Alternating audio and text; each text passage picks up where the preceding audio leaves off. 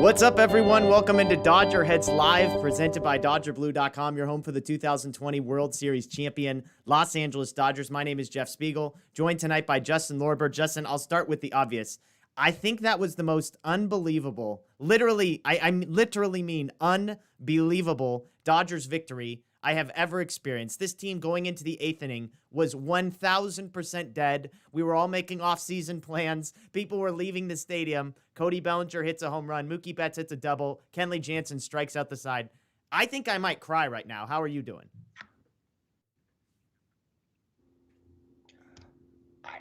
Honestly, that game did not appear to be winnable. They weren't taking good swings. Pitching wasn't doing great. They were throwing out their lowest leverage relievers to close out the game to try to save Trinan and Jansen for, maybe more than one inning tomorrow. Yeah. Offense came alive. Just sometimes this is a team that we had watched fail to cash runners in from second base, from third base, time and time and time again. For the third time this series, the Dodgers take the lead. In the first inning, they have the bases loaded. They score 2 runs on a Corey Seager home run. Then they proceed to load the bases for Chris Taylor, who can't cash in. I posted a poll on my Twitter saying, where are you? Is it, hey, we scored 2 runs in the first inning, this is awesome? Or I can't believe we left the bases loaded stranded again. No one will be surprised to know that 70% of Dodger fans were in Camp B and not Camp A. And they were proven right, because then the Dodgers proceed to absolutely melt down pitching, offense, everything. Walker Buehler can't make it out of the 4th inning. Thanks to a misplay by Gavin Lux in center field, a misplay by Corey Seager at shortstop, an umpire who misses a blatant strike 3 call against Jock Peterson. All of a sudden, he's chased from the game. The Dodger bullpen starts to struggle a little bit, and it's 5-2, and the Dodgers are completely useless. Going into the 8th, the announcers literally said, hey, they haven't gotten a hit in 5 innings. They used to not be able to hit with runners in scoring position. Now they can't put runners in scoring position. And then the 8th inning, everything goes sideways. I tweeted, you know what? The way we come back to tie this game is with Justin Turner and A.J. Pollock having the big hits. That's just what we were due for. Well, Will Smith singles. Justin Turner does not. A.J. Pollock, two-strike single. Cody Bellinger, what an absurd at-bat he puts together. He swings through a 97-mile-an-hour fastball that is right down the middle of the plate, a little bit up, but that's where they want to pitch him. He takes a curveball, and then he gets another fastball that I swear was 2 inches outside of the zone up, and somehow turns on it to right center field. The Dodgers tie the game in one of the most ridiculous moments I can remember. And then, oh, by the way, the next 2 batters are Chris Taylor, who singles. Matt Beatty moves him over after a stolen base to third, and then Mookie Betts ropes a double. The Dodgers almost add on with the bases loaded for Will Smith. They turn it over to Kenley Jansen, who strikes out the side. When you think, I'm in shock. I'm really in shock of this is happening, that Cody Bellinger is the hero that he is. Are you seeing anything different from Cody Bellinger when he takes that home run to right field? I mean, what is different from the guy who was atrocious for 9 months? Well, a couple of things. And the first one they referenced in the broadcast a couple times, which is his hard hit rate. He's actually hitting the ball harder than anyone else in the postseason, which is absurd given the last 6 months. And the pitch he hit off it was Jackson still in the game. Upper 90s, I think 6 inches above the zone. I thought it was going to be caught the way Jock was pulling up at the right field wall. I thought that was going to just scrape the wall, be on the warning track. Because balls that high don't typically get hit for home runs. It is hard to launch a ball that high above the strike zone. And we know he's had particular trouble against pitchers with high velocity who can locate their fastball in the upper part of the strike zone and just above. It was the reason why we were so shocked when Camilo Doval threw him 4 straight sliders in Game 5 of the NLDS. And once again, I think he swung and missed at least one breaking ball against Jackson. They threw him a fastball up, and he hits it. Daniel and I were on the pregame show, and we were joking about how Cody Bellinger is the 4th best hitter on the team right now. If you're just strictly looking at OPS, obviously there's other metrics you can look at. But aside from Will Smith, Mookie Betts, and Chris Taylor, he's 4th. And sure enough, he comes up in that spot. And I joked later in the inning because Trey Turner came up with runners on 1st and 2nd. And I'm like, you know what? I'd rather have Cody Bellinger here than Trey Turner, which is about the craziest thing. If you would have told me 2 weeks ago, hey, you know what? There's going to be a moment in the NLCS when Trey Turner is at the plate and you're going to wish Cody Bellinger was up, I would have thought you were smoking drugs or doing something crazy. And yet here we are. unbelievable stuff. And I have to give credit to Kenley Jansen too, because he comes in and just, it seems unhittable right now. I mean, 3 straight strikeouts. The 2-1 breaking ball that he threw to Jock Peterson was a thing of beauty. I'm right down the middle, but to throw 2 in the dirt and come back with another one and then blow a cutter past him, amazing stuff from him. Of course, Mookie Betts, Chris Taylor to keep the rally going, steal second base, Mookie Betts with the double. The list goes on and on. I'll ask you one last question on that particular. Just a heads up, folks joining us. Tonight is going to be a short show because we're on a deadline. I got about 10 more minutes before we got to go. But when you think about how this game played out, I mean, like, heading into the 8th inning, did you just think that the season was over? I mean, we could be honest with ourselves here. Like, who's the person who thought, I wouldn't have been the person driving out of the stadium, but I would have been the person planning my post-game plans heading into the 8th inning. Yeah, I'm right there with you. I was looking up the Braves and Red Sox total wins because I wanted to see how many wins are going to be in this World Series. It was 92 for the Red Sox, 88 for the Braves, and I was thinking wow, what a marquee matchup. But 3-0 wouldn't have been impossible to come back. Of course, it has happened before. Dave Roberts knows better than anyone, but it's incredibly unlikely. They needed to win tonight. That's as simple as that. They needed to win. It was why kind of confusing that they weren't throwing their high leverage guys in the later innings, instead going to guys like Evan Phillips for multiple innings, even though he pitched well. Yeah. But who had Evan Phillips throwing 34 pitches in a non-extra innings game that the Dodgers must have, and that they ultimately end up winning by 1 run. I mean, talk about the most improbable people in ridiculous situations. Looking back, again, we've got a shorter show tonight, so we'll kind of jump into the main ones, and I'll ask people joining us on YouTube, on Facebook, on Twitter as well. How differently does this series feel now? I mean, obviously, there is the plain and simple fact that they are down 2-1 instead of 3-0, or even yesterday, 2-0. But are you a believer in the type of thing where this kind of momentum carries over into tomorrow? We know Julio Urias is on the mound. We know the Dodgers burned through almost all of their relievers. I think Gratterall and Treinen were a couple of the only 2 guys that did not appear. Some guys only appeared for 1 batter or something like that. But are you of the belief that winning a game this way carries over into a game like tomorrow? Certainly hope so. You can't quantify momentum. You can't, put that into a number. You don't know. You really don't know. You hope it does, but you don't know. We saw what happened with Scherzer when they started him after having him come in relief.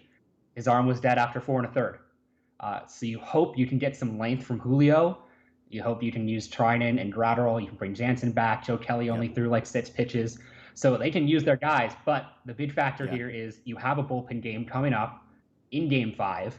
Tony Gonsolin, who maybe could have given you some bolt there, has to come in and get the last out of the 8th in this game. So who knows how long he could give you. It's still an uphill battle. But if you can get some length from Urias, you get 4 or 5 good innings.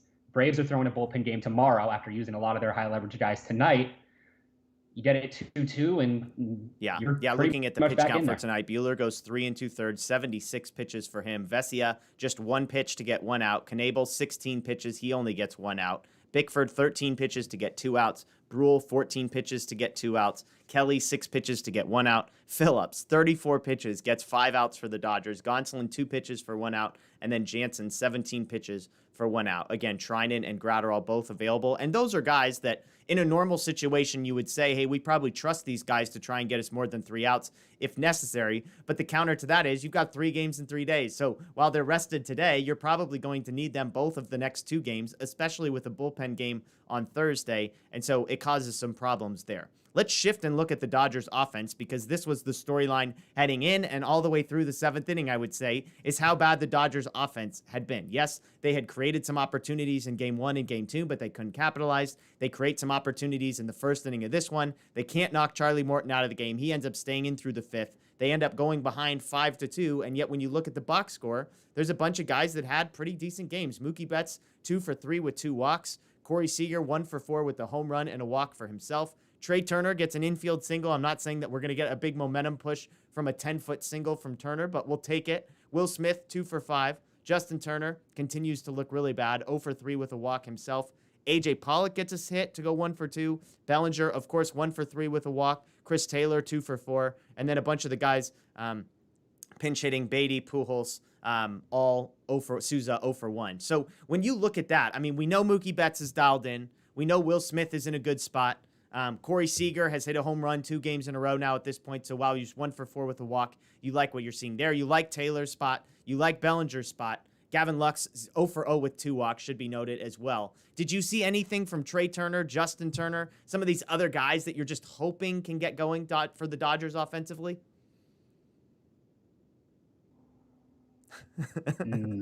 Yeah, not really. And it sucks because Justin Turner obviously has such a long history of performing in the postseason. Trey Turner was one of the best hitters in baseball this year. They're just not getting it done. And in these small sample sizes, that will happen. And it can be really easy to overanalyze that. So I don't want to overanalyze it. They're just not hitting. And that happens. It happens during the regular season. It's just happening right now. Yeah. Kind of at the For worst Justin time. Turner, this is a conversation Daniel and I have had a number of different times. He sits out last game with an apparent neck injury, is what they said. He comes back today. He's 0 for 3 today. He gets hit by a pitch as a pinch hitter yesterday. Yesterday, they make the decision to put Chris Taylor at third in order to get both Gavin Lux and AJ Pollock in the outfield. Pollock has looked as terrible as just about anybody, but he gets a 2-strike hit that was actually on a breaking ball, a good piece of hitting right in the middle of that rally. If you're Dave Roberts tomorrow with a bullpen game on the line, are you thinking about going back to Chris Taylor at third base to get Gavin Lux and AJ Pollock in the outfield? Does Gavin Lux's play in center field scare you a little bit? Like, how would you take care of the lineup tomorrow, seeing what you've seen? Because if it's me, Justin Turner should be hitting no higher than 8th, period. End of story. And second of all, that's if he should even be in the game. Personally, I would just take my chances with Pollock and Lux and Taylor if it were up to me. What would you do? I think I would probably just throw in the same guys, maybe a different order, but same guys, same defensive alignment. That's a tough ball for Lux in center field with the sun, him, having all of 10 games of outfield experience. And it looked like he thought that was going to go over and he might have to rob that and try to bring it back. It didn't. We've seen that quite a bit with some of these fly balls in the month of October, in not just Dodger Stadium, but every stadium. So I don't think you fault him too much for that. It's a play that an outfielder needs to make. Gavin Lux isn't an outfielder, at least not yet. So he's made some good plays. He's athletic. I think you throw him out there and you hope that something and so for similar you, doesn't Pollock happen would again. still be on the bench. You put out the exact same lineup that you saw today. Yeah, weekly hit ground ball up the middle. I don't know if that changes the calculus. Well, you're not taking out Trey Turner, and I think Justin Turner probably gives you Yeah. I don't know about better defense than Chris Taylor, but I think you have Chris Taylor left. Leave kind of the same defensive alignment. Yeah, I mean, it's interesting decision for Dave Roberts to make. The AJ Pollock single, for what it's worth, was 101 miles an hour off the bat. So, yes, a single. I mean, the expected batting average was 380, so it wasn't exactly it wasn't a line drive, but hey, you know what? We'll take what we can get. We're looking for positives in some of these guys' approach. Trey Turner's exit velocity, I'm going to go out on a limb, was 53.7, slightly slower on Trey Turner's infield single, but we'll take it. So you made the comment about Gavin Lux in center field. So you're tough play, but that doesn't change for you. Kind of like, oh my gosh, we have to overreact now, and get Gavin Lux out of there and put Chris Taylor in center field. No, I think late game, if you have the lead and you're putting out your defensive lineup, then you can make a move like they did tonight. Well, tonight that wasn't really the reason, but you move Chris Taylor into center field if you're playing your defense lineup, or Cody Bellinger, and they don't seem to really trust Matt Beatty at first, but if you want to put Bellinger in center, you could do that as well. Because you're not going to have that many balls like that. And you just got to hope they don't happen. And he can get to a lot of balls like he did in the first inning. Most center fielders would make that play, but he did. And he's not really an outfielder. I hear you. It's just a fascinating conversation. I mean, I was frustrated that Lux even came out of the game at all. I know, they hate this lefty-on-lefty thing with Lux and left-handed pitching, and, I was on Twitter saying, hey, ever since this guy came back up, he's been a different hitter altogether, and he's actually hit left-handers fairly well. So the idea of putting Pollock, who had looked terrible, in for Gavin Lux, just because one's a righty and the other's a lefty, seems ridiculous. Of course, Pollock gets out and then comes back later and gets the single, and Bellinger hits the home run. So again, I will continue to eat crow on some of these predictions that in my mind make sense in the moment, and then I am later proven wrong on. But it's a fascinating conversation. And look, there was a big conversation about Dave Roberts and some of the decisions that he had made on who was in and who was out and how he played certain things. But guess what? It's like some people said, hey, you can't blame Roberts for a game that they lose when the players suck. That's true. Well, they win, so we don't have to talk about Dave Roberts and some of the mistakes that he has made. This was on the players, and Chris Taylor had an opportunity early on to bust this game wide open and chase Charlie Morton out of the game. He failed to do it. That was not Dave Roberts' fault, and Chris Taylor's been really, really good. You're only going to get a hit 1 out of every 3 times if you're lucky. That was the other 2. And so he comes back later, he gets a hit, Mookie Betts doubles him in, and so fascinating situation. Last thing here before we go, because we got about 5 more minutes, I do want to get your thoughts on Urias tomorrow. We mentioned Scherzer on short rest, dead arm. Now we're looking at Urias, who pitched just 2 days ago. It'll be 3 days tomorrow. What can you expect from him? How confident are you that we are going to get normal Julio Urias tomorrow? Not at all. I have no idea what he's going to give. And anyone outside of the Dodgers telling you that they know what he's going to give is also lying to you, because you don't. We know that some guys can come back on short rest, and even after like a shorter relief appearance and start and throw 5 or 6 innings. They tried it with Scherzer. His arm went dead after 4 or 5 innings. No idea if that'll happen to Urias. Yeah. Well, like you said, Urias on the mound for the Dodgers, a bullpen game for the Braves. Bill Shaken was pointing out that in the 2020 NLCS, the Braves won games 1 and 2. The Dodgers won games 3. We are now in a repeat scenario. For the love of all of us, please, please, please do not fall back behind 3-1. How about we just make it a little bit? This is where the series can go sideways, and we can maybe just tie the series, maybe even take the lead 3-2 and see what happens. But yeah, I mean, the bottom line for me, and I'll get to some headlines from people in the chat before we go, but I'll keep saying it. This was the most unbelievable Dodgers victory that I can remember. I mean, can you think of another time, Justin, in your life, I have a terrible memory, so it's very possible something crazy happened in the last 6 months and I missed it. But I had my shovel out ready to bury this team in the 7th inning. I mean, they were down 2-0. They had choked an opportunity to chase Morton. They had choked an opportunity to keep the lead close. They had choked opportunities to score. They have Julio Urias pitching on short rest tomorrow in a bullpen game, and both of those were going to be must win. And I'm just doing math in my head and saying the end of the Braves bullpen is coming into this one, and yet the script flips, and it's a sort of shot down the right field line single for Will Smith. It's an A.J. Pollock 2-strike hard ground ball up the middle, and then it's Cody Bellinger turning on a fastball 6 inches above the zone. And then, oh, by the way, and because it's what the Dodgers have failed to do consistently, they continued in the inning. They go and get a hit. Chris Taylor steals second base. Matt Beatty moves him over. Mookie Betts lines a double into right center field. Shout out to Jock Peterson for a great line on that ball. And the Dodgers, and then even that, it's like, oh, great. This is how it ends. Kenley Jansen, the guy who's been nails for us all year. Last night, first pitch, he throws. Rosario, single, game over. Does he have it? No, he's blowing cutters by guys. Strikes out the side. Can you remember a Dodgers game that was more unbelievable than this one? No, it really seemed like they were done.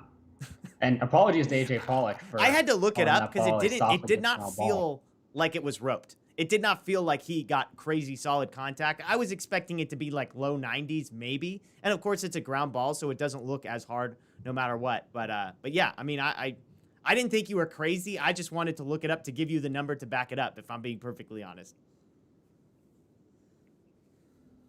Yeah, and like you were saying earlier, you can't really criticize Roberts when the players don't perform, and that's a very common trope used whenever the Dodgers fail in the postseason. And there are management decisions that are not exclusive to Dave Roberts that you can criticize, like bringing in Julio Urias in Game 2 with a 2-run lead when you absolutely didn't need to. But you can't criticize him for the players not performing. We got somebody in the chat asking this, Justin. For you, the fact that the Braves are going with a bullpen game and the Dodgers now have a game in their back pocket, do you consider holding Julio Urias for Game 5 and giving him an extra day of rest?